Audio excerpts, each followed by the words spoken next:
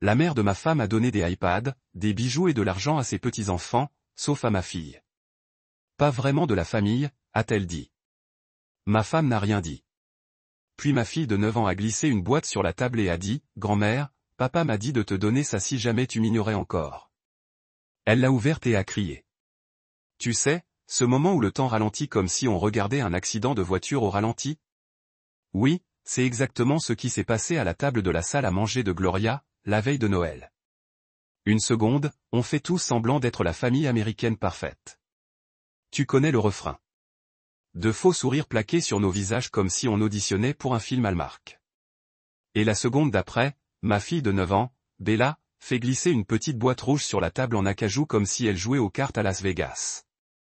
Grand-mère, a annoncé Bella, sa voix coupant court aux banalités gênantes concernant la nouvelle prothèse de hanche de tante Martha. Papa m'a dit de te donner ça si jamais tu m'ignorais encore. Maintenant, laissez-moi vous brosser le tableau. Nous sommes assis dans la salle à manger de Gloria, comme si Martha Stewart avait vomi dessus. Tout était parfaitement coordonné, de la porcelaine bordée d'or aux serviettes en tissu qui ont probablement coûté plus cher que le loyer de ma voiture.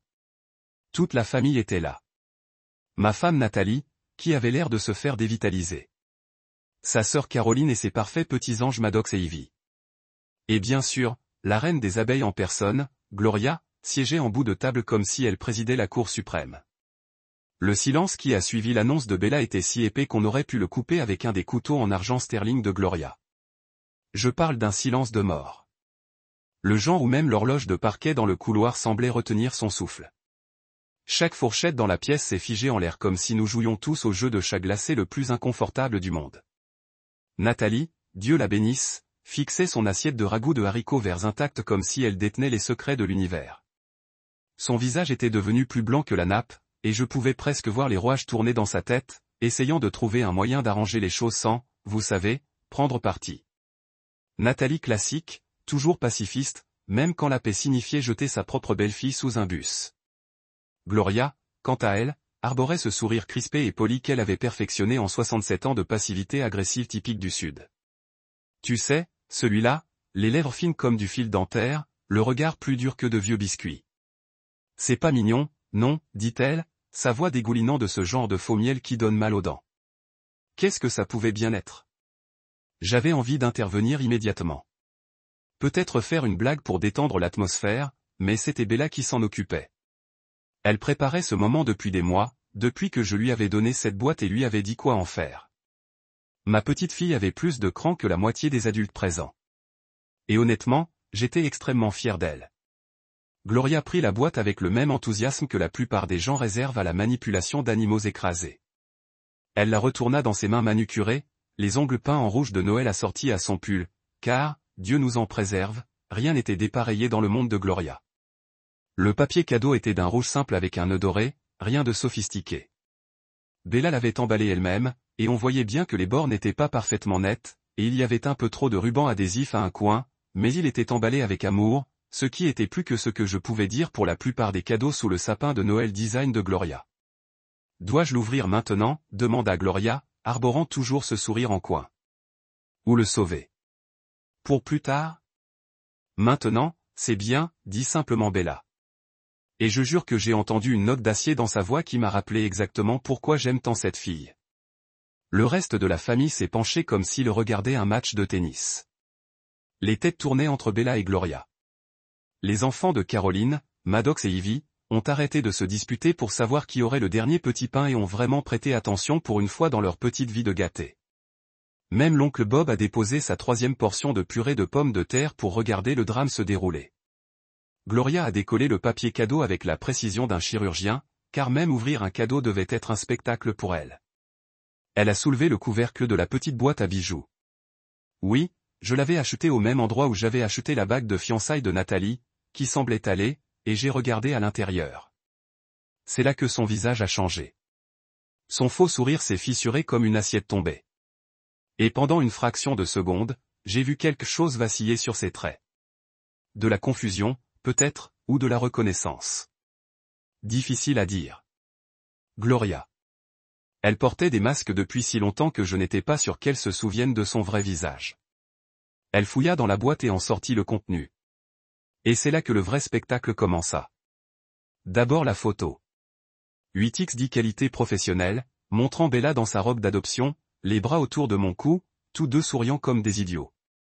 Sur le cadre, on pouvait lire « Papa dès le premier jour » en lettres argentées qui reflétaient la lumière du lustre en cristal de Gloria. Puis vint le morceau de papier plié. Gloria le déplia lentement, ses yeux scrutant l'entête officielle, le jargon juridique, les signatures en bas.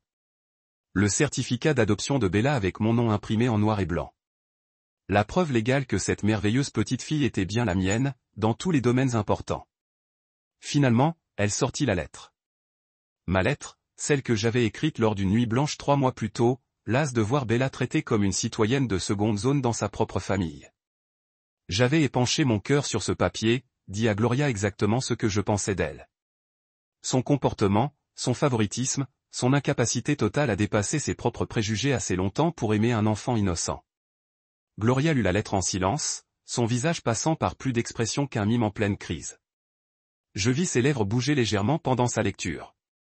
Je vis ses mains se mettre à trembler légèrement. Toute la pièce retenait son souffle, attendant sa réaction. Et elle l'a fait. Le cri qui sortit de la bouche de Gloria était tout autre. Aigu, assez perçant pour briser son précieux cristal et chargé de plus de suspense qu'un feuilleton télévisé. C'était le genre de cri qui. Ma fille, dis-je d'une voix ferme comme le granit. Elle est notre famille. Si tu ne peux pas accepter ça, alors c'est fini pour nous. J'ai regardé Nathalie, attendant qu'elle dise quelque chose. N'importe quoi qui montrerait à Bella qu'il y avait au moins un adulte dans cette pièce prêt à se battre pour elle. Mais ma femme est restée là, immobile, telle une statue. Le visage pâle, la bouche ouverte et fermée comme un poisson qui halète. Son silence en disait long. J'ai pris la main de Bella, ses petits doigts s'enroulant aussitôt autour des miens avec une confiance absolue, et j'ai attrapé nos manteaux dans le placard de l'entrée. Nous partons. Vous ne pouvez pas partir comme ça. Gloria nous a appelés, mais sa voix était maintenant creuse, désespérée. Regardez-moi, ai-je dit. Et c'est exactement ce que nous avons fait.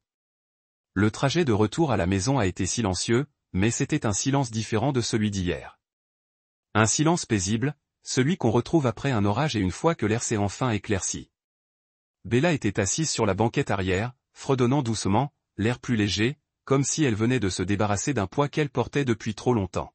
« Papa » a-t-elle dit en arrivant dans l'allée. « Ouais, ma puce. Merci pourquoi. De m'avoir choisi. » Et comme ça, elle m'a rappelé pourquoi j'étais tombée amoureuse de cet enfant. Non pas parce qu'elle était parfaite, mais parce qu'elle était courageuse, sage et gentille au point de remercier quelqu'un d'avoir fait ce que tout être humain digne de ce nom devrait faire sans hésiter. Nous ne sommes jamais retournés chez Gloria. Pas d'excuses, pas de tentative de réconciliation, pas d'appel téléphonique larmoyant nous suppliant de reconsidérer notre décision. Juste le silence, qui nous disait tout ce que nous avions besoin de savoir sur ce que nous représentions vraiment pour elle. Mais vous savez quoi? Nous n'avions pas besoin d'elle. Bella et moi étions ensemble, et c'était suffisant. Plus que suffisant. La boîte rouge repose maintenant dans le tiroir de mon bureau, vide, mais pas oubliée. Parfois, je surprends Bella à regarder l'endroit où elle se trouvait sur sa table de nuit, et elle sourit. Ni triste, ni mélancolique, juste satisfaite. Elle a délivré son message, pris position et rappelé à tous dans cette pièce ce que signifie vraiment la famille. Ni sang, ni obligation, ni maintien de la paix à tout prix. Juste de l'amour, pur, simple, sans complication. Et parfois, c'est la seule arme dont on a besoin. Disait, comment oses-tu me défier chez moi? Et j'ai été pris en flagrant délit. Tout cela mêlé à un cri impie. Qu'est-ce que c'est que ça? Demanda-t-elle en agitant les papiers en l'air comme si elle essayait de se rendre à une armée invisible. Quelle blague de mauvais goût est-ce censé être? Mais je savais que ce n'était pas vraiment une question. Gloria savait exactement ce que c'était. C'était de la responsabilité, emballée dans un cadeau, et livrée par une fillette de 9 ans, plus intègre aux petits doigts que Gloria n'en avait dans tout son corps. C'était sa façon de dire, je te vois. Je sais ce que tu fais et je ne vais plus faire semblant. La boîte avait fait son effet. Le message était passé. Et en regardant ma fille courageuse, brillante et belle, debout là, le menton relevé et les épaules en arrière, je savais que quoi qu'il arrive ensuite, elle avait déjà gagné. Laissez-moi vous dire un mot sur le favoritisme. C'est comme regarder quelqu'un empoisonner lentement un puits pendant que tout le monde prétend que l'eau a encore bon goût. Gloria ne préférait pas seulement ses autres petits-enfants. Elle vénérait pratiquement le sol sur lequel il marchait, tout en traitant Bella comme une invitée indésirable qui aurait abusé de son hospitalité lors de la réunion de famille infernale. Les vrais petits-enfants. C'est ainsi que Gloria les a appelés un jour lors d'un dîner de Thanksgiving particulièrement brutal l'année dernière. Les enfants de Caroline, Maddox et Ivy, étaient les enfants chéris. Ceux dont les photos étaient placardées sur la page Facebook de Gloria avec des légendes comme « Mes petits anges » et « Heureux d'être leur grand-mère ». Pendant ce temps, Bella aurait tout aussi bien pu être invisible avec toute l'attention qu'elle recevait sur les réseaux sociaux. J'avais l'habitude de consulter la page de Gloria de temps en temps, vous savez, juste pour me torturer. Des centaines de photos des matchs de foot de Maddox et du récital de danse d'Ivy, mais peut-être 3 photos de Bella des 2 dernières années, et c'était des photos de groupe où on voyait à peine son visage. Mais ce soir de Noël, Gloria s'est vraiment surpassée. C'était comme assister à une masterclass de guerre émotionnelle, façon sudiste. Elle avait fait de l'échange de cadeaux un sport olympique, et Bella n'était même pas invitée à concourir. Toute la mise en scène a commencé juste après le dîner, ce qui avait été une torture particulière. Gloria avait pris soin de placer Bella à la table des enfants. Oui, c'est vrai. La fillette de 9 ans a été rétrogradée pour s'asseoir avec sa cousine de 4 ans, tandis que Maddox, 10 ans, a pu manger avec les adultes, car c'était un jeune homme très mature. J'ai observé le visage de Bella à ce moment-là. J'ai vu la petite lueur de douleur qu'elle essayait de dissimuler derrière un sourire courageux. Nathalie, bien sûr, n'a rien dit. Elle s'est juste servi un autre verre de vin, comme si le courage liquide allait lui donner du courage comme par magie. Après que nous nous soyons tous gavés du fameux jambon au miel de Gloria.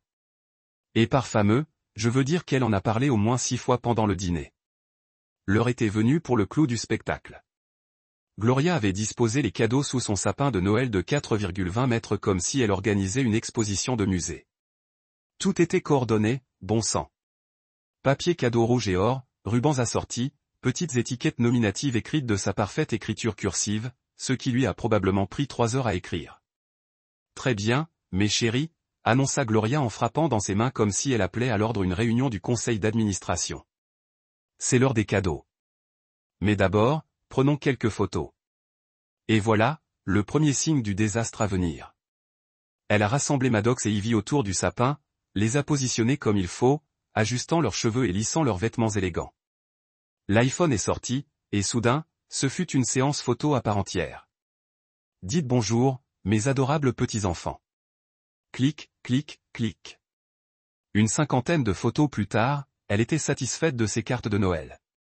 Bella est restée là tout le temps, à regarder. Sans faire la moue, sans piquer une crise, juste à observer avec ses yeux bruns sages qui semblaient trop vieux pour son visage de fillette de 9 ans. J'aurais voulu la prendre dans mes bras, l'attirer dans ses photos, forcer Gloria à reconnaître son existence, mais Bella a croisé mon regard et a légèrement secoué la tête. Elle savait. Mon Dieu, elle savait exactement ce qui se passait, et elle gérait la situation mieux que n'importe lequel des adultes présents. Puis sont arrivés les cadeaux et le doux Jésus. C'était comme regarder quelqu'un distribuer des billets de $100 dans un refuge pour sans-abri en sautant une personne sur 3. La file d'attente. Maddox est parti en premier, naturellement, car il était l'aîné et le plus spécial, selon la logique tordue de Gloria. Un iPad Pro tout neuf, toujours dans sa boîte avec tous ses accessoires. Le gamin n'a même pas dit merci.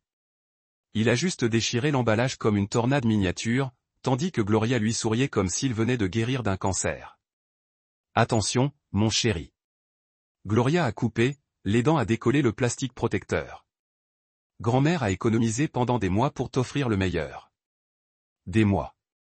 Elle avait économisé pendant des mois pour le cadeau de Maddox. Garde ça à l'esprit, car cela deviendra important plus tard. Ivy était la suivante, et son butin était tout aussi impressionnant.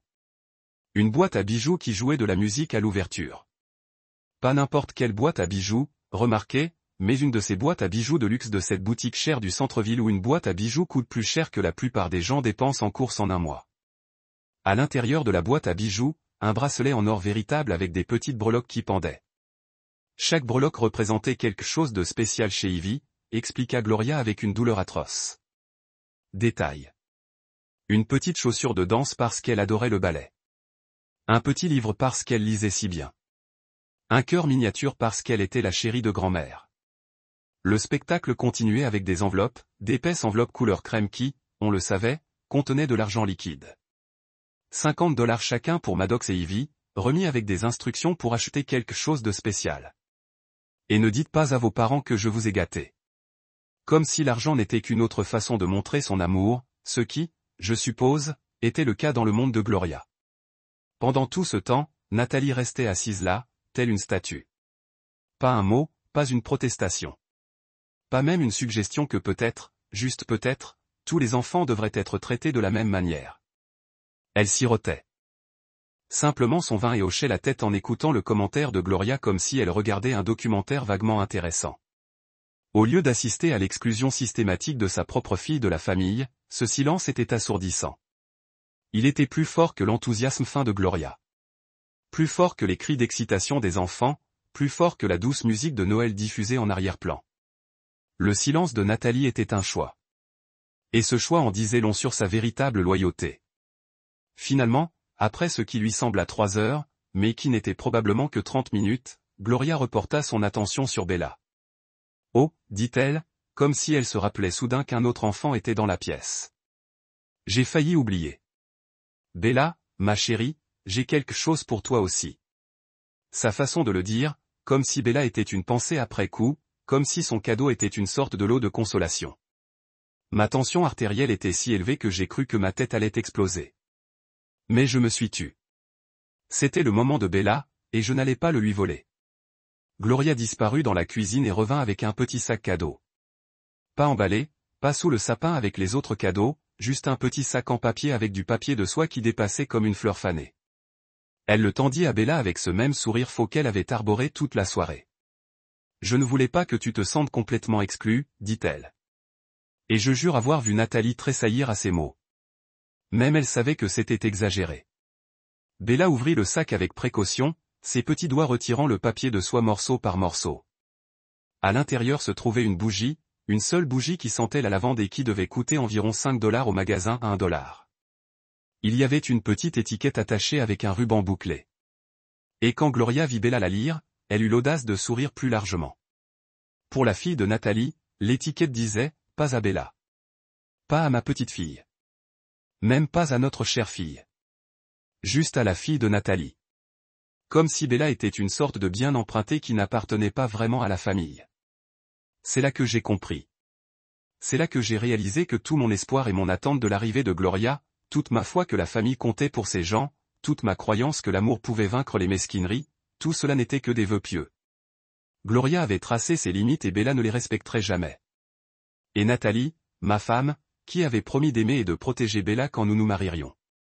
Elle n'a plus rien dit, se contentant de fixer cette maudite table comme si elle contenait les réponses aux grands mystères de la vie, tandis que sa fille, notre fille, recevait une gifle d'indifférence enveloppée d'un rejet parfumé à la lavande. Vous savez ce qui est pire qu'une gifle? Une gifle assénée avec un sourire et enveloppée comme ça. Un cadeau. C'est exactement ce qui s'est passé ensuite. Et laissez-moi vous dire qu'il m'a fallu toute ma maîtrise de moi pour ne pas renverser la table à manger parfaitement décorée et partir en trombe avec Bella dans les bras.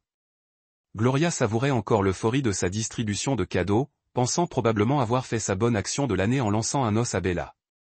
Elle avait cet air satisfait. Vous savez, celui de quelqu'un qui vous tient la porte et qui attend une médaille. Cette femme pensait vraiment mériter des félicitations pour s'être souvenue qu'il y avait un 3e enfant dans la pièce. Eh bien, vas-y, ma puce, dit Gloria à Bella en désignant le pathétique petit sac cadeau comme si elle venait de lui remettre les joyaux de la couronne. Ouvre-le. Regarde ce que grand-mère t'a offert. Sa façon de dire, grand-mère m'a fait froid dans le dos.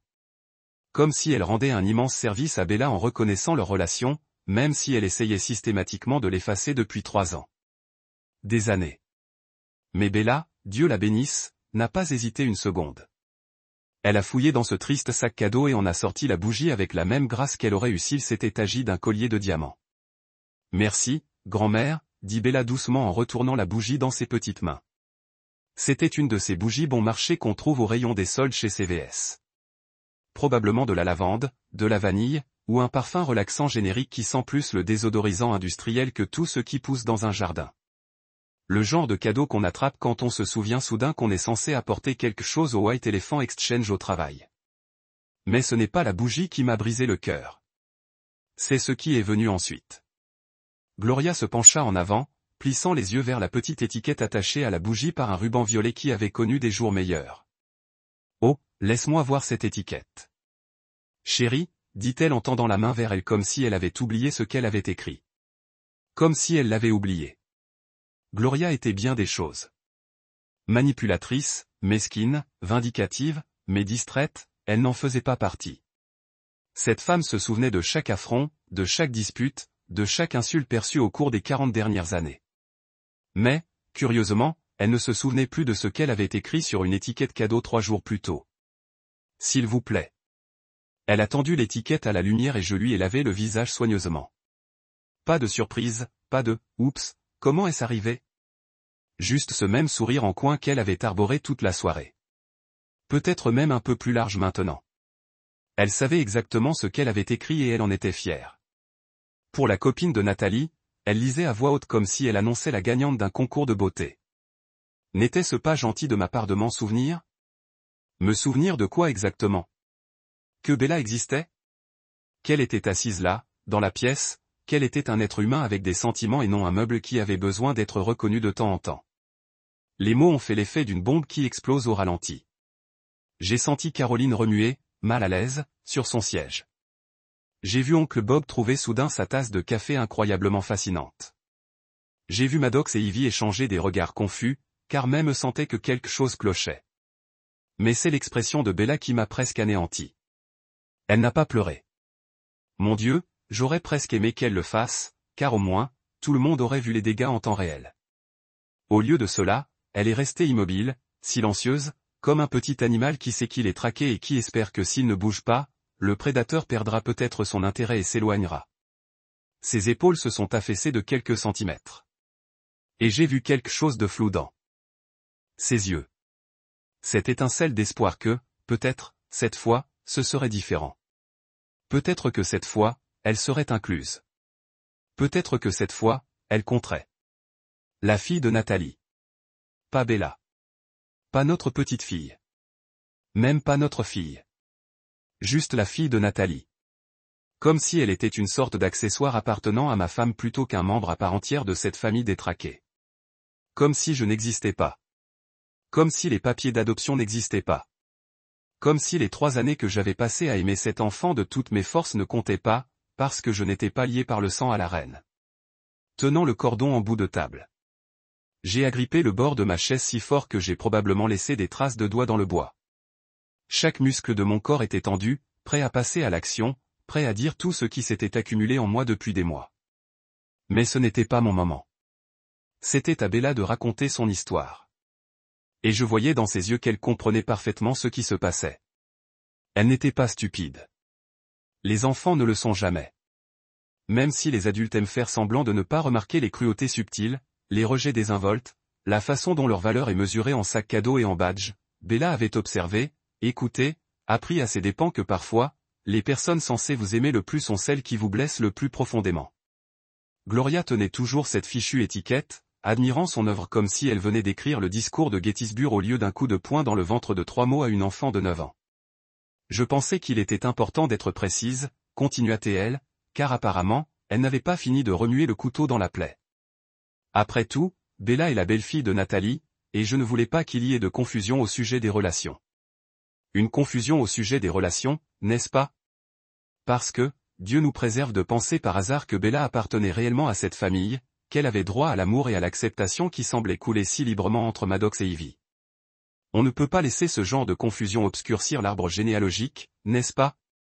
Et au milieu de tout ça, cette leçon magistrale de violence psychologique déguisée en joie de Noël. Nathalie était assise là, telle une statue. Son visage était devenu pâle, et je voyais ses mains trembler légèrement tandis qu'elle tendait la main vers son verre de vin, mais elle ne dit pas un mot. Pas un seul mot pour défendre l'enfant qui l'appelait maman, qui l'admirait, qui lui faisait confiance pour la protéger de ce genre de cruauté.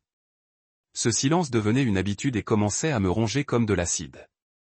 Chaque fois que Gloria faisait cette connerie, chaque fois qu'elle trouvait un nouveau moyen d'exclure Bella ou de la diminuer, Nathalie disparaissait. Se déconnecter mentalement, trouver quelque chose d'incroyablement intéressant à regarder pendant que sa mère détruisait systématiquement le sentiment d'appartenance de sa fille. J'attendais sans cesse qu'elle se lève, qu'elle dise quelque chose, n'importe quoi qui montrerait à Bella qu'elle comptait, qu'elle méritait d'être défendue. Mais Nathalie restait assise là, coincée entre l'approbation de sa mère et la douleur de sa fille. Et apparemment, elle avait déjà choisi ce qui était le plus important pour elle. Bella remit soigneusement la bougie dans le sac cadeau, repliant le papier de soie autour avec une précision qui me brisa le cœur. Elle était si prudente, si respectueuse, même face à cette humiliation. C'était comme regarder quelqu'un remercier son bourreau d'avoir utilisé une lame tranchante. « Ça sent vraiment bon, grand-mère », dit-elle doucement. Et j'ai dû me mordre la langue pour ne pas hurler devant l'injustice de tout cela. Voilà cet enfant incroyable, cette petite fille courageuse, belle et brillante, qui remerciait la femme qui venait de graver un autre morceau de son cœur. C'est là que je l'ai vue. Cette petite lueur dans les yeux de Bella s'estompait encore un peu. Sans s'éteindre complètement, Dieu merci, mais de plus en plus. Et j'ai su à cet instant précis qu'il fallait agir. Ça ne pouvait plus continuer. Je ne pouvais pas continuer à regarder la femme que j'avais épousée privilégier le confort de sa mère au bien-être de notre fille. Je ne pouvais pas continuer à prétendre que les choses pourraient changer, que Gloria pourrait changer d'avis, que la famille valait plus que l'ADN partagé et les obligations de Noël pour ces gens. Bella méritait mieux. Elle méritait une famille qui la reconnaisse entièrement, pas une famille qui la tienne à distance avec des étiquettes cadeaux et des distinctions méticuleuses sur la véritable identité de la fille. Le trajet du retour depuis la maison de Gloria fut plus silencieux qu'une bibliothèque le matin de Noël. Bella était assise à l'arrière, serrant ce pathétique petit sac cadeau comme une bouée de sauvetage, fixant par la fenêtre les lumières de Noël scintillantes qui décoraient chaque maison que nous croisions. Nathalie était assise en passager, la tête tournée vers sa propre fenêtre, espérant probablement qu'en ignorant l'éléphant dans la voiture suffisamment longtemps, il disparaîtrait comme par magie et que nous pourrions tous faire comme si cette soirée s'était passée différemment. Moi, je serrais le volant si fort que mes jointures étaient blanches, essayant de me taire jusqu'à notre retour, car je savais que si je commençais à parler de ce qui venait de se passer, je dirais probablement quelque chose d'irréversible. Le silence dans la voiture était si épais qu'on aurait pu l'étaler sur des tartines. Et chaque kilomètre parcouru semblait enfoncer un clou dans le cercueil de ce mariage. Lorsque nous sommes enfin arrivés dans notre allée, Bella a détaché sa ceinture et s'est dirigée droit vers la maison sans un mot. Pas de bonsoir, pas de plainte concernant la soirée. Pas de questions sur les raisons pour lesquelles grand-mère Gloria semblait oublier son existence la moitié du temps. Elle est entrée chez nous, portant cette stupide bougie comme si elle était en or au lieu de cire bon marché et de déception. Nathalie a disparu dans notre chambre plus vite qu'un vampire au lever du soleil, marmonnant quelque chose à propos du besoin de se changer et de se démaquiller. Traduction, elle avait besoin de se cacher de la conversation que nous savions toutes les deux venir. Je l'ai laissée partir. Bon sang, j'étais presque reconnaissante de ce répit temporaire, car je n'étais pas sûre de pouvoir la regarder à ce moment-là sans perdre la tête. J'ai retrouvé Bella dans sa chambre environ une heure plus tard, assise en tailleur sur son lit, dans son pyjama préféré, celui avec les petites planètes et les étoiles partout, qu'elle avait choisi elle-même le mois dernier. Elle tenait quelque chose sur ses genoux, le retournant et le retournant dans ses petites mains comme si elle essayait de résoudre un puzzle. La boîte rouge, celle que je lui avais offerte 3 mois plus tôt, lors d'un de mes meilleurs moments de parentalité, quand j'avais finalement décidé que l'espoir était un luxe que nous ne pouvions plus nous permettre. Et, ma petite, dis-je doucement en frappant à sa porte, même si elle était grande ouverte. Ça te dérange si j'entre ? Elle leva vers moi ses yeux bruns et sages qui semblent voir à travers tous les adultes, droit au cœur des choses. Bien sûr, papa. Papa, pas beau-père, pas papa d'Ève, juste papa. Elle avait commencé à m'appeler comme ça il y a environ 2 ans, juste au moment où elle avait compris que la biologie ne veut rien dire quand il s'agit de savoir qui vous aime vraiment. Ça me serrait encore la poitrine à chaque fois que je l'entendais. Mais ce soir, c'était différent. Ce soir, c'était comme un rappel de ce qui était vraiment en jeu. Je m'assis au bord de son lit, en prenant soin de ne pas trop la bousculer. « Qu'est-ce que tu as là ?» Elle brandit la boîte et je pouvais voir ses empreintes digitales sur le papier d'emballage rouge où elle l'avait manipulé. « Je pensais juste à ce que tu as dit, » me dit-elle d'une voix basse mais ferme, disant qu'elle ne l'ouvrirait que si grand-mère oubliait encore qui j'étais. « Et qu'en penses-tu ? A-t-elle oublié qui tu étais ce soir ?» Bella réfléchit un long moment. Son front se fronça de concentration. Cet enfant avait toujours été une grande penseuse, le genre de personne qui écoutait vraiment les adultes et se souvenait de tout. Parfois, je la trouvais trop intelligente pour son propre bien, trop consciente des sous-entendus et des significations cachées que la plupart des enfants de 9 ans passeraient complètement à côté. Je ne pense pas qu'elle ait oublié, dit finalement Bella. Je pense qu'elle ne veut tout simplement pas se souvenir de Jésus. De la bouche d'un enfant, non. Cet enfant venait de résumer 3 ans de dysfonctionnement familial en une seule phrase. Gloria n'avait pas oublié que Bella était sa petite fille. Elle n'arrivait simplement pas à l'accepter pleinement. Reconnaître cette incroyable petite fille comme la sienne parce que cela reviendrait à reconnaître que je faisais aussi partie de la famille. C'est une façon à ces adultes de voir les choses, dis-je, et je le pensais. Qu'est-ce que tu ressens? Elle haussa les épaules, mais je voyais la douleur se cacher derrière son geste désinvolte. Triste, je suppose, mais plus étonné. J'avais compris depuis un moment qu'elle ne changerait pas d'avis à mon sujet. Son ton neutre m'a brisé la poitrine. Aucun enfant ne devrait avoir à développer ce genre d'armure, cette acceptation résignée du rejet. Aucun enfant ne devrait avoir à apprendre à revoir ses attentes en amour à la baisse avant même d'avoir atteint les 2 chiffres. Je suis désolé, Bella. Je suis désolé qu'elle ne voit pas à quel point tu es incroyable. Ce n'est pas ta faute, papa. Elle tira sur un fil qui dépassait de son pantalon de pyjama, évitant de croiser mon regard. Et ce n'est pas la faute de maman non plus, même si parfois j'aimerais qu'elle dise quelque chose. C'était ça. Le truc autour duquel on tournait tous depuis des mois. Bella savait que Nathalie préférait le silence à la défense. La paix à la protection. Elle avait compris que sa belle-mère préférait préserver sa relation avec Gloria plutôt que de risquer de faire des vagues pour Bella. Et si je te disais qu'il est peut-être temps de rappeler à grand-mère Gloria qui tu es vraiment? Demandai-je prudemment. Et si je te disais que parfois, on a besoin d'un petit coup de pouce pour se rappeler ce qui est important? Bella baissa les yeux vers la boîte, puis les releva vers moi. Puis-je la lui donner demain? Sa façon de la poser, sans hésitation ni peur, mais déterminée, m'a tout dit sur le genre de personne que cet enfant allait devenir. Elle ne demandait pas la permission d'être cruelle ou vindicative. Elle demandait la permission de se défendre, d'exiger le respect et la reconnaissance qu'elle méritait. C'est ton choix, lui dis-je. Et je pensais chaque mot, mais si tu décides de le faire, je serai là pour toi. Elle hocha la tête solennellement, comme si nous venions de signer une sorte de traité. Bon, je crois que je veux le faire. J'en ai marre de faire semblant que ça ne fait pas mal. Tu n'as plus besoin de faire semblant, ma puce. Tu as le droit d'être blessé quand on te traite mal, et tu as le droit d'agir. Nous sommes restés assis là un moment encore, sans vraiment parler, juste ensemble dans cet espace tranquille entre la décision et l'action. Bella a fini par poser la boîte sur sa table de nuit et s'est glissée sous ses couvertures, et je l'ai bordée comme je le faisais tous les soirs depuis ses 6 ans. Papa, a-t-elle dit alors que j'éteignais sa lampe. Oui, tu crois que demain sera différent. J'ai pensé à lui mentir, à lui dire que tout irait bien, que Gloria s'excuserait et deviendrait soudain la grand-mère que Bella méritait. Mais cette gamine avait essuyé assez de mensonges et de faux espoirs. Elle méritait la vérité. Je pense que demain va tout changer, ai-je dit à la place. Je ne peux pas promettre que ce sera facile, mais je peux te promettre que quoi qu'il arrive, toi et moi, on y fera face ensemble. Elle a souri à ça, le premier vrai sourire que j'avais vu d'elle toute la soirée. Bon. Je t'aime, papa. Je t'aime aussi, Bella, plus que tu ne le sauras jamais. J'ai fermé sa porte et je me suis tenu dans le couloir pendant un moment, l'écoutant même la respiration alors qu'elle s'endortait. Elle dormait paisiblement cette nuit-là, probablement mieux qu'elle ne l'avait fait depuis des mois. Il y a quelque chose à dire pour prendre une décision, pour avoir choisi une action plutôt que l'acceptation, pour avoir finalement dit assez. Moi, je n'ai pas du tout dormi. Je me suis allongé dans mon lit à côté de ma femme, qui faisait semblant de dormir, mais de tromper.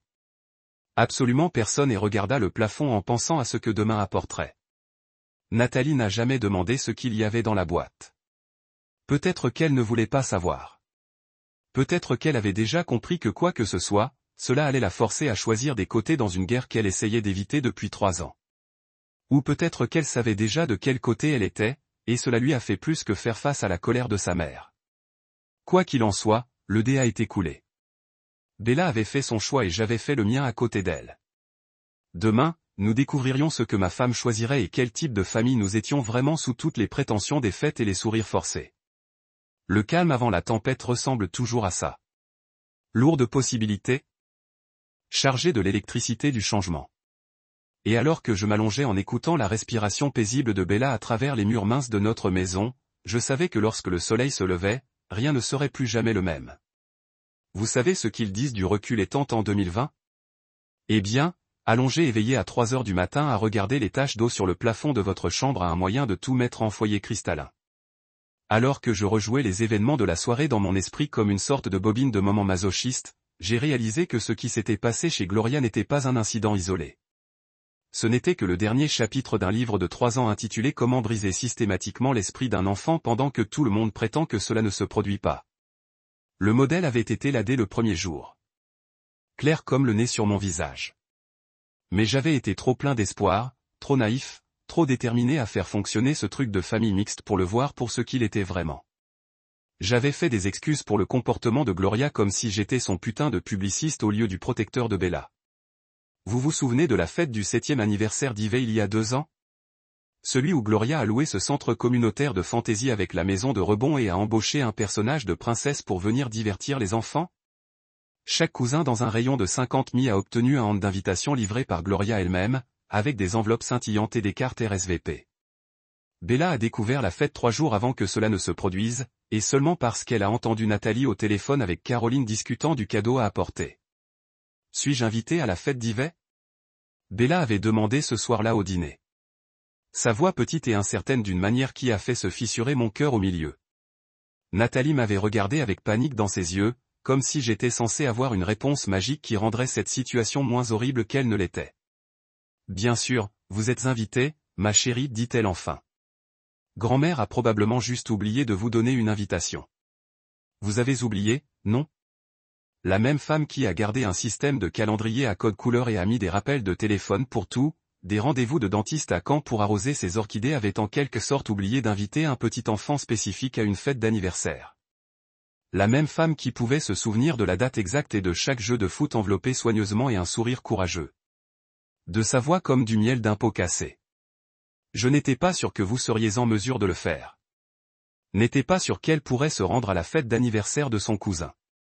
Le parti que littéralement tous les autres membres de la famille connaissaient depuis des semaines. Mais bon, au moins Gloria a eu la décence d'agir surprise au lieu de simplement nous dire que nous n'étions pas les bienvenus. Le personnage de la princesse, un pauvre collégien faisant de l'argent de la bière en portant un diadème en plastique et une robe en polyester, a fait une grande démonstration de salutation tous les amis spéciaux des filles d'anniversaire. Elle savait que tous les autres enfants avaient peu de messages personnalisés pour chacun d'eux, jouaient à des jeux qui semblaient conçus spécifiquement pour leurs intérêts. Quand elle est arrivée à Bella, cependant, et qui pourrait être cette charmante jeune femme ? Comme, Bella était un gamin au hasard qui avait erré dans la rue au lieu de la famille. C'est là que cela m'a frappé que Gloria avait informé le divertissement. Elle avait donné à ce personnage de la princesse un aperçu de qui serait à la fête, à quoi pour les enfants qui accordent une attention particulière, a probablement même suggéré des activités que les vrais petits-enfants apprécieraient. Mais Bella a été une réflexion après coup, une invitée surprise à la fête d'anniversaire de son propre cousin. J'ai regardé ma fille, notre fille, de rester en marche pendant les jeux organisés, non pas parce qu'elle n'essayait pas de participer, mais parce qu'elle n'avait pas été prise en compte dans la planification. Quand ils ont joué des chaises musicales, il n'y avait pas assez de chaises. Quand ils ont fait la chasse au trésor, les équipes étaient déjà formées et parfaitement équilibrées sans elles. Quand est venu le temps de la photo de groupe, devinez qui a été résolu lorsque Gloria l'a publié sur Facebook plus tard dans la soirée. Et à travers tout cela, Nathalie n'a rien dit. Je souris et a fait une petite conversation avec Caroline des horaires scolaires et des plans de vacances d'été tandis que sa fille a appris une autre leçon difficile sur l'endroit où elle se trouvait dans la hiérarchie familiale. Ensuite, il y a eu le tristement célèbre apparition de la soirée pyjama de l'été dernier. Caroline avait décidé de traiter tous les cousins un week-end chez elle. Film, pizza, les 9 yards entiers. Maddox et Ivy en parlaient depuis des semaines, planifiant quel film regarder, quelle collation apporter, quel pyjama à emballer. Bella a écouté tout ce bavardage avec le genre d'attention tranquille que les enfants reçoivent quand ils attendent d'être inclus dans quelque chose qui semble incroyable.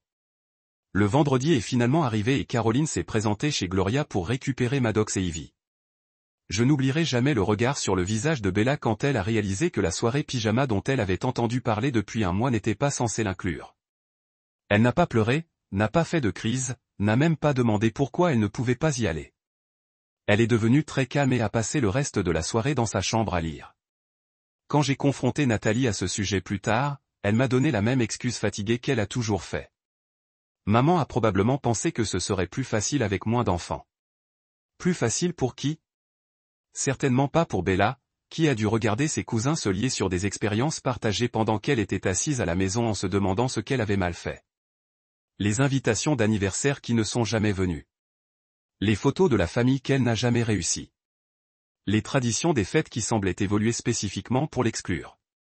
Les conversations occasionnelles sur les vacances en famille qui s'arrêtaient brusquement chaque fois qu'elle entrait dans la pièce.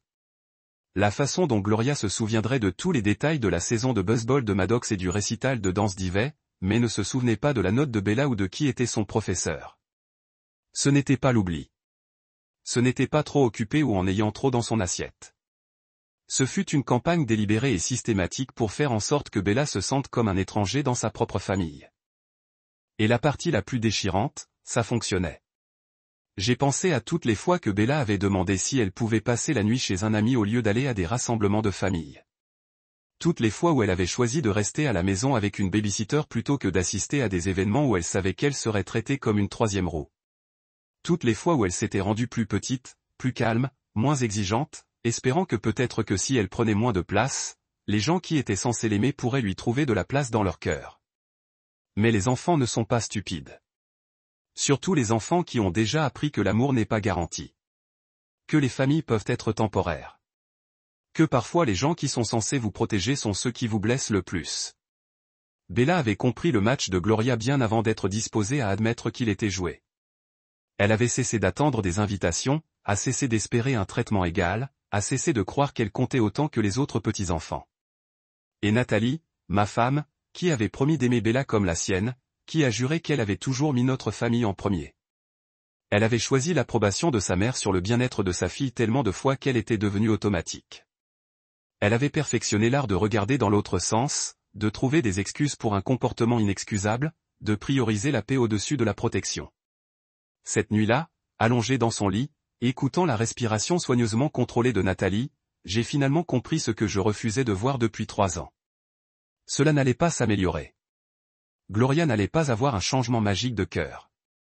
Nathalie n'allait pas trouver soudainement son épine dorsale et défendre Bella. Le schéma a été établi, et à moins que quelque chose de radical ne soit venu pour le casser, ma fille allait continuer à se blesser encore et encore. C'est exactement pourquoi je lui ai donné cette boîte rouge il y a 3 mois au cours d'une autre nuit blanche alors que j'avais finalement admis que l'espoir était un luxe que nous ne pouvions plus nous permettre. Je passerai des heures à assembler le contenu, à choisir chaque article soigneusement, en réduisant un message qui traverserait tout et forcerait tout le monde dans cette famille à affronter la vérité qu'ils évitaient. Demain, Bella allait livrer cette vérité d'une manière qui ne pouvait pas être ignorée, rejetée ou expliquée. Demain, nous allions découvrir quel genre de personnes nous avons vraiment affaire et quel type de famille nous avions réellement. La tempête venait et j'étais prêt pour cela. Il y a 3 mois, parmi ces nuits douces étouffantes, lorsque la climatisation n'a pas pu suivre la chaleur du Texas et le sommeil était à peu près aussi insaisissable qu'un politicien décent, je me suis retrouvé assis à ma table de cuisine à 2 heures du matin, regardant mon écran d'ordinateur portable comme s'il avait les secrets de la paix dans le monde. La maison était morte à l'exception du bourdonnement du réfrigérateur et du ruisseau occasionnel de la colonie du bois. Et je faisais quelque chose que je n'aurais jamais imaginé que j'aurais besoin de faire. Construire une arme par des lettres d'amour et des documents juridiques. Le point de rupture était venu plus tôt dans la journée au barbecue d'été annuel de Caroline. Vous connaissez le genre. L'un de ces rassemblements de banlieue parfaitement orchestrés où tout le monde prétend s'amuser tout en se jugeant secrètement la salade de pommes de terre de l'autre et en comptant le nombre de bières que leur beau-frère a repris. Gloria s'était surpassée ce jour-là, tournant ce qui aurait dû être un simple barbecue de famille dans une autre masterclass de manipulation émotionnelle. Je peux toujours le voir comme ça s'est produit hier. Il y avait Bella assise seule sur le swing du porche tandis que tous ses cousins éclaboussaient dans la nouvelle piscine fantastique de Caroline au-dessus du sol. Pas parce qu'elle ne voulait pas nager. En faire, cet enfant aimait plus l'eau qu'un poisson. Mais parce que d'une manière ou d'une autre, mystérieusement, personne n'avait pensé à lui dire d'apporter un maillot de bain. Tous les autres enfants ont reçu un SMS de leurs parents la veille. N'oubliez pas votre maillot de bain pour demain. Mais Bella, silence radio. Oh mon Dieu, Gloria avait dit quand elle a remarqué que Bella était assise là dans son short et son t-shirt en regardant les autres enfants se débrouiller. Ma chérie, pourquoi ne nagez-vous pas avec les autres? Le ton innocent, les yeux larges, la performance parfaite de quelqu'un qui ne pouvait vraiment pas comprendre pourquoi cet enfant en particulier ne se joignait pas au plaisir. Si je ne savais pas mieux, j'aurais peut-être cru qu'elle était réellement inquiète au lieu de simplement couvrir son cul devant les autres adultes. Je n'ai pas apporté mon maillot de bain, avait dit doucement Bella. Pas de manière accusée, pas avec un soupçon de blâme ou de ressentiment. Juste une simple déclaration de fait d'un enfant qui avait appris à ne pas s'attendre à la même considération que tout le monde. Oh bien. Gloria avait répondu par ce soupir de pratique de déception qui a réussi à suggérer que le manque de préparation de Bella n'était qu'un autre exemple de la façon dont elle ne correspondait pas tout à fait aux normes de la famille. Peut-être que la prochaine fois, vous vous souviendrez d'en apporter un la prochaine fois. Comme c'était la responsabilité de Bella de lire les esprits et de savoir qu'une fête de natation nageait en option pour certains enfants et obligatoire pour d'autres. Comme un enfant de 9 ans devrait avoir des pouvoirs psychiques pour compenser les adultes qui ne pouvaient pas être dérangés pour l'inclure dans leur planification. Je laverai le visage de Bella pendant cet échange. J'ai vu la façon dont elle a hoché la tête et a accepté le blâme pour quelque chose qui était complètement hors de son contrôle. Pas de protestation, pas de soulignement que personne ne lui avait dit d'apporter un maillot de bain. Pas de larmes ou de crise de colère, juste une acceptation silencieuse d'une autre exclusion déguisée en surveillance. C'est à ce moment-là que quelque chose en moi a cassé. Pas fort, pas radicalement, mais avec la finalité silencieuse d'une fermeture de porte pour la dernière fois. J'ai réalisé que je regardais ma fille apprendre à accepter moins qu'elle ne le méritait.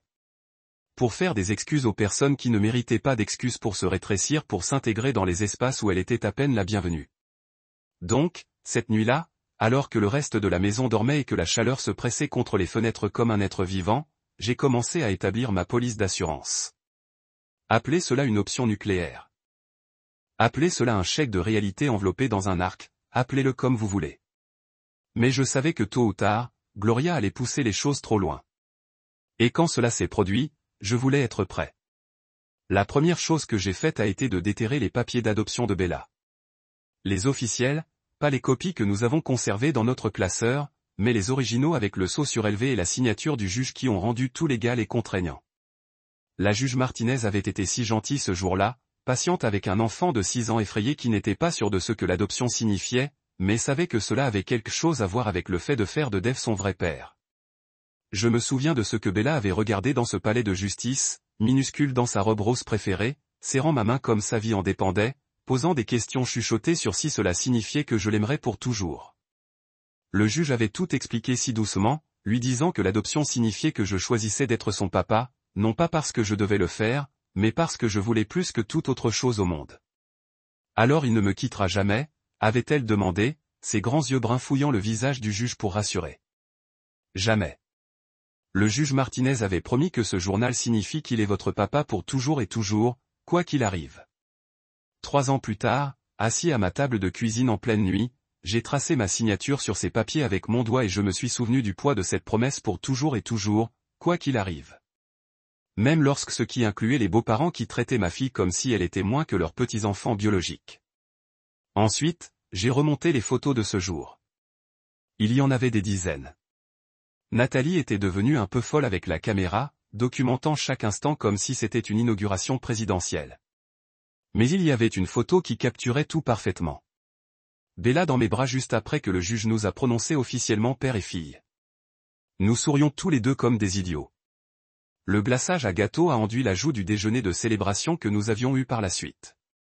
J'avais eu cette photo imprimée professionnellement et je l'avais encadrée dans l'un de ces cadres en argent fantaisie avec un père de jour gravé en bas.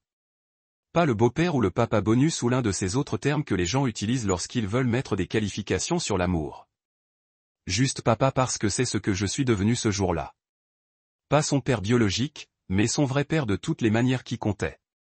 Le cadre était assis sur ma commode depuis 3 ans. Mais cette nuit-là, je savais qu'il appartenait ailleurs dans une boîte avec un message joint qui ne pouvait pas être mal compris, ignoré ou expliqué. La lettre m'a pris le plus de temps à écrire. J'ai dû commencer 20 façons différentes en essayant de trouver le bon ton, les bons mots, le bon équilibre entre la fureur et la déception. Comment dites-vous à quelqu'un qu'il échoue à un enfant sans sembler prédicateur? Comment expliquez-vous que l'amour n'est pas conditionnel? Cette famille ne concerne pas les groupes sanguins et les tests d'ADN? Qu'un enfant de 9 ans mérite mieux que les miettes déguisées en gentillesse. En fin de compte, je suis resté simple. J'ai écrit sur ce que j'ai vu à chaque fois que nous visitons la maison de Gloria. La façon dont le visage de Bella s'est éclairé quand elle pensait qu'elle allait enfin être incluse, et la façon dont cette lumière s'est dimensionnée quand elle a réalisé qu'elle était toujours à l'extérieur. J'ai écrit sur les fêtes d'anniversaire qu'elle n'était pas invitée dans des photos de famille dans lesquelles elle n'a jamais été en quelque sorte arrivée. J'ai écrit sur une petite fille qui avait déjà trop appris sur la déception et pas assez sur l'amour inconditionnel. J'ai écrit sur le jour où je l'ai adoptée, sur les promesses que j'ai faites dans ce palais de justice, sur le genre de père que j'étais déterminé à être, et le genre de famille que je pensais construire ensemble. J'ai écrit sur les deuxièmes chances et les nouveaux départs, et comment certaines personnes se sont dotées de l'opportunité d'aimer un enfant qui n'est pas biologiquement le leur, et à quel point il est criminel de gaspiller cette bénédiction. Mais surtout, j'ai écrit sur Bella, sur la façon dont elle ne s'est jamais plainte lorsqu'elle s'est laissée à l'écart, n'a jamais jeté des crises de colère lorsqu'elle a été traitée différemment, n'a jamais cessé d'espérer que peut-être que cette fois serait différente. J'ai écrit sur sa résilience et sa gentillesse et sa capacité de pardon, et comment ces belles qualités étaient lentement érodées par des personnes qui auraient dû les protéger au lieu de les exploiter. La lettre a fini par faire 3 pages, à simple espace, chaque mot soigneusement choisi et édité impitoyablement. C'était en partie une lettre d'amour, une partie ultimatum, un appel de réveil. C'était tout ce que je voulais dire depuis 3 ans, mais c'était trop poli, trop plein d'espoir, trop naïf pour réellement exprimer. Quand j'en étais finalement satisfait, je l'ai plié soigneusement et je l'ai glissé dans une enveloppe. Ensuite, j'ai rassemblé les papiers d'adoption, la photo et la lettre, et les ai tous emballés dans une petite boîte à bijoux que j'ai achetée dans le même magasin où j'avais obtenu la bague de fiançailles de Nathalie. Semblait approprié en quelque sorte. En utilisant un symbole d'amour et de l'engagement à transmettre un message sur ce que ces choses signifient réellement, j'ai enveloppé la boîte dans du papier rouge, la couleur préférée de Bella, et je l'ai attachée avec un ruban doré. Ensuite, j'ai écrit son nom sur une petite carte dans ma meilleure écriture, et je l'ai glissée sous l'arc. Pendant des semaines après cela, la boîte était assise dans mon tiroir de bureau comme un pistolet chargé, en attendant que le bon moment soit tiré.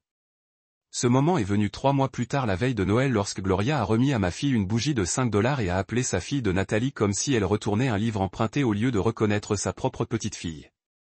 Certaines armes sont en acier et en poudre à canon. D'autres sont faites de vérité et de conséquences. Cette petite boîte rouge contenait toutes 2 enveloppées dans l'amour et livrées par un enfant de 9 ans qui en avait finalement assez d'être traité comme si elle n'avait pas d'importance. Demain, nous découvrions à quel point la vérité pourrait faire des dégâts.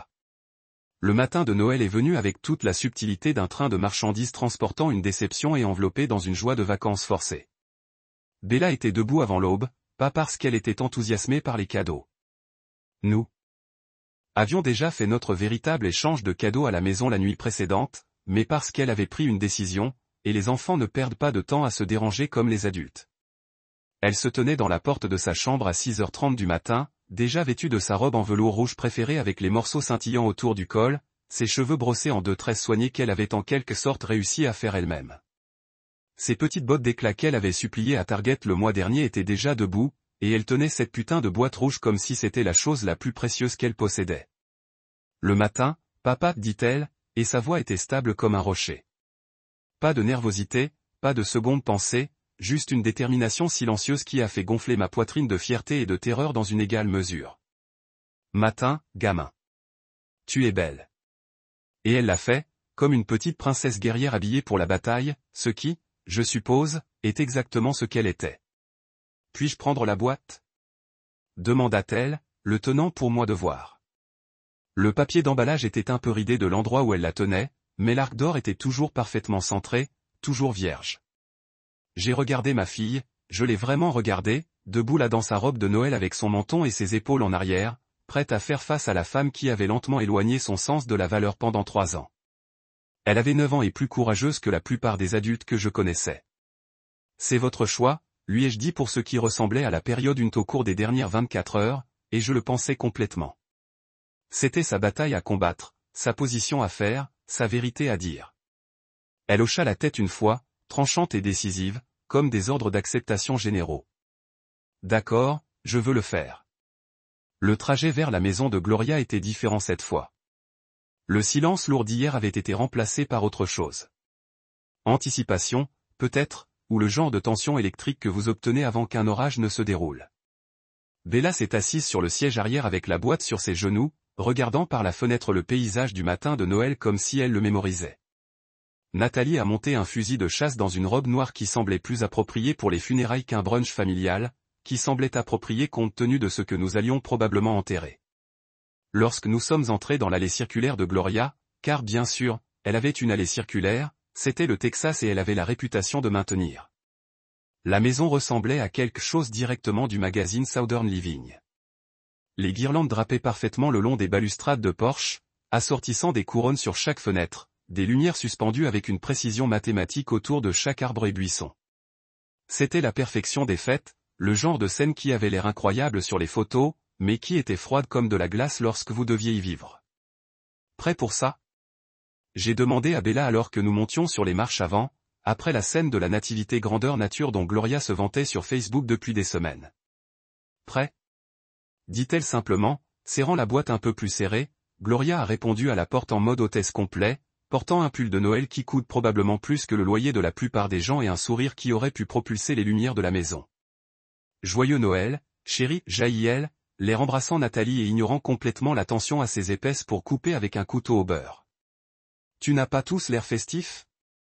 Elle jeta à peine un coup d'œil à la robe de Bella, celle qu'elle avait passé une heure à choisir et une heure s'assurant absolument parfaite. Festive comme toujours, Gloria a déclaré avec dédain, qui tournait déjà son attention vers la tenue de Nathalie et la bouteille de wine weed apportée en cadeau d'hôtesse. J'ai regardé le visage de Bella pendant cet échange. J'ai vu le minuscule scintillement de déception qu'elle a essayé de se cacher derrière son masque courageux. Même le matin de Noël, même lorsqu'elle était habillée comme une petite princesse et portant ce qui équivalait à une déclaration de guerre, Gloria ne pouvait pas être dérangée de la voir vraiment. C'était bien. Dans environ 3 heures, elle n'aurait pas le choix.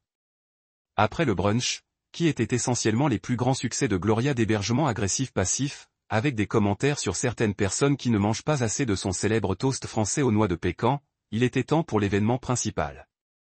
Le salon s'est transformé en théâtre personnel de Gloria avec tout le monde arrangé comme un public en attendant que le spectacle commence. Maddox a d'abord obtenu les projecteurs. Naturellement, l'enfant a déchiré son emballage de montée à Smart comme une tornade miniature tandis que Gloria brillait pratiquement de fierté. Grand-mère a économisé pendant des mois pour vous procurer le meilleur, ma chérie, elle roucoulait comme si elle annonçait son acceptation du prix Nobel. Puis est venue Ivy Eastern avec cette boîte de bijoux ridicule qui a probablement coûté plus cher que le paiement de ma voiture. Gloria est venue en mode narrateur complet, expliquant chaque petit charme sur le bracelet d'or comme elle a donné une visite à un petit bouc. J'ai fait de l'estomac, mais j'ai gardé la bouche. J'ai regardé Bella retirer cette bougie à $5. Giflé au visage de la fille de Nathalie. Pas notre petite fille. Pas ma précieuse Bella. Juste la fille de Nathalie comme si elle était une sorte de propriété empruntée. Bella m'a regardé à travers la pièce. Nos yeux se sont rencontrés et j'ai vu tout ce que j'avais besoin pour voir dans ce look. Elle avait fini. Fait avec les miettes. Fait avec les excuses. Fait avec la prétention que c'était normal ou acceptable. Je lui ai donné un petit signe de tête. Elle se leva de sa place sur le canapé. Cette boîte rouge se serra dans ses petites mains comme elle contenait les joyaux de la couronne. La pièce est silencieuse alors qu'elle marchait avec une posture parfaite à la tête de la table où Gloria était assise comme une reine tenant une cour. Grand-mère, dit Bella, sa voix claire et stable. Isabelle, papa m'a dit de te donner ça si jamais tu m'as ignoré à nouveau. Elle a placé la boîte rouge directement devant Gloria avec le genre de précision qui rendrait un maître d'échecs fier. Pas de drame, pas de larmes, pas de théâtre, juste une fillette de 9 ans délivrant la vérité comme un parfaitement emballé actuel. Le silence qui a suivi était assourdissant. Même l'horloge du grand-père semblait retenir son souffle. Gloria a regardé cette boîte rouge comme Bella venait de lui donner une grenade vivante. Avec la goupille retirée. Pendant une fraction de seconde, et je veux dire juste une fraction de seconde, son masque d'hôtesse parfait a glissé et j'ai vu quelque chose scintiller sur son visage. Confusion, reconnaissance, peur. Difficile à dire avec quelqu'un qui jouait depuis si longtemps, elle avait probablement oublié à quoi ressemblaient ses vraies expressions. Mais ce sourire pratiqué s'est remis en place comme un élastique.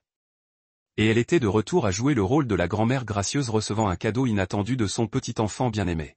« Eh bien, tu n'es pas juste la chose la plus douce ?» dit-elle, sa voix dégoulinait de cette fausse douceur du miel qui m'a fait mal au thé. Qu'est-ce que cela pourrait être? Elle a ramassé la boîte avec le même enthousiasme que la plupart des gens réservent pour manipuler Roadkill, le retournant entre ses mains manucurées comme si elle examinait des preuves sur une scène de crime. Toute la pièce regardait maintenant. Caroline avait posé sa tasse de café. Oncle Bob avait cessé de faire défiler son téléphone. Même Maddox et Ivy avaient interrompu leur argument sur qui a obtenu le dernier rouleau à la cannelle pour voir ce qui se passait. « Dois-je l'ouvrir maintenant ?» demanda Gloria, jouant toujours pour son public, prétendant toujours que ce n'était qu'un autre moment familial réconfortant au lieu du calcul que c'était vraiment. « Oui, dit simplement Bella. Et il y avait de l'acier dans cette petite voix qui aurait rendu un marin fier. Gloria a commencé à décoller le papier d'emballage avec la précision d'un chirurgien car même l'ouverture d'un cadeau devait être une performance avec elle. Elle leva lentement le couvercle de la boîte à bijoux, comme si elle avait peur que quelque chose puisse lui sauter sur elle. La première chose qu'elle a vue était la photo, ce beau 8x10 de Bella et moi le jour de l'adoption. Nous sourions tous les deux comme des idiots. Le cadre de lecture du cadre impair en lettres d'argent qui a attrapé la lumière du matin qui coulait à travers ses fenêtres immaculées. J'ai regardé le visage de Gloria alors qu'elle regardait cette photo, regardait le faux sourire commencer à craquer sur les bords. Elle savait ce qu'elle regardait. Elle savait ce que cela signifiait, mais elle espérait toujours, je pense, que tout cela était une sorte de malentendu, un geste innocent qu'elle pouvait rejeter avec une vague de sa main parfaitement entretenue. Elle a ensuite vu les papiers pliés sous la photo, le certificat d'adoption avec sa tête de lettre officielle et son sceau levé et mon nom imprimé clairement comme le jour en encre noire légale. Preuve que cette petite fille incroyable était la mienne de toutes les manières qui comptaient. Que j'avais choisi d'être son père, non pas parce que je devais le faire, mais parce que je le voulais, plus que je n'aurais jamais voulu quoi que ce soit dans ma vie. Gloria a déplié le journal lentement, ses yeux sculant le jargon légal comme si elle lisait sa propre condamnation à mort, qui, d'une certaine manière, elle était la mort de sa capacité à prétendre que Bella n'était pas vraiment sa famille, n'était pas vraiment sa responsabilité, n'était pas vraiment quelqu'un qu'elle avait besoin d'aimer et de protéger et de revendiquer comme le sien. Enfin, elle a sorti la lettre. Ma lettre, celle que j'avais écrite à 2 heures du matin il y a 3 mois, quand j'étais fatigué de regarder ma fille se faire soigner comme une citoyenne de seconde as dans sa propre famille. 3 pages de tout ce que je voulais dire depuis des années, mais que j'avais été trop poli, trop plein d'espoir, trop naïf pour réellement exprimer. La chambre était si calme que vous auriez pu entendre une épingle tomber alors que Gloria lisait cette lettre. J'ai regardé ses lèvres bouger légèrement alors qu'elle traversait chaque ligne. A vu ses mains commencer à secouer un peu alors que les mots coulaient. Caroline se lançait le cou en essayant de voir ce qui était dans la boîte. L'oncle Bob était allé complètement encore et les enfants regardaient qu'il regardait un match de tennis. Ensuite, Gloria est arrivée au bout de la lettre et c'est à ce moment-là que tout l'enfer s'est détaché. Le cri qui est sorti de sa bouche était autre chose. Egléo, suffisamment vif pour briser sa précieuse collection de cristaux et chargé d'offres plus indigènes qu'un politicien attrapé avec leurs mains dans le pot à biscuits. Ce n'était pas le son de quelqu'un qui avait été pris au dépourvu. C'était le son de quelqu'un qui avait été pris en flagrant délit et était énervé par l'enfer. « Comment osez-vous » elle a crié, agitant les papiers en l'air comme elle se rendait à une armée invisible. « Comment osez-vous m'embarrasser comme ça dans ma propre maison devant ma famille ?» Elle se tenait maintenant, son pull de Noël. Demandez-vous, ses cheveux parfaits commençant à se défaire sur les bords. L'acte hôtesse gracieux s'était complètement évaporé, remplacé par quelque chose de laid, brut et réel. C'est inapproprié. C'est manipulateur. C'est à ce moment-là que je me suis levé. Tu as fait ça toute seule, Gloria, dis-je d'une voix calme et posée, contrastant avec son hystérie. Chaque mot de cette lettre, chaque photo de cette boîte, chaque document juridique. Tu as rendu tout cela nécessaire par ton propre comportement. La vérité a frappé la pièce comme une bombe. Et soudain, tout le monde regardait Gloria avec un regard neuf, découvrant, au-delà de la performance, la dure réalité qui se cachait en dessous. Ce qui se passa ensuite fut comme regarder un château de cartes s'effondrer au ralenti. Gloria se retourna vers Nathalie avec la fureur d'une femme qui vient de réaliser que son monde soigneusement construit s'écroulait autour de ses chaussures de créateur. « Tout est de ta faute », hurla-t-elle en désignant ma femme du doigt comme si elle identifiait un criminel lors d'une séance d'identification. Tu l'as monté contre moi. Tu l'as laissé empoisonner l'esprit de cet enfant contre sa propre grand-mère. L'ironie était si forte qu'on aurait pu la tartiner sur du pain grillé. Gloria accusant quelqu'un d'autre d'avoir empoisonné l'esprit d'une enfant alors qu'elle avait systématiquement détruit le sentiment d'appartenance de Bella pendant 3 années. Mais c'est ça le problème avec les gens comme Gloria. Ils ne se voient jamais comme le méchant dans l'histoire de qui que ce soit. Je me suis interposé avant que la situation ne s'aggrave. Personne ne m'a monté contre toi, Gloria, et personne n'a eu besoin d'empoisonner l'esprit de Bella. Tu as fait ça toute seule par tes actes. Elle n'est même pas ta vraie fille. Gloria hurla. Et voilà. La vérité qu'elle tournait autour depuis des années était enfin dite à voix haute. Laide, nue et vicieuse comme une morsure de serpent. C'est là que j'ai su que c'en était fini. Complètement, totalement, irrévocablement fini. Bella est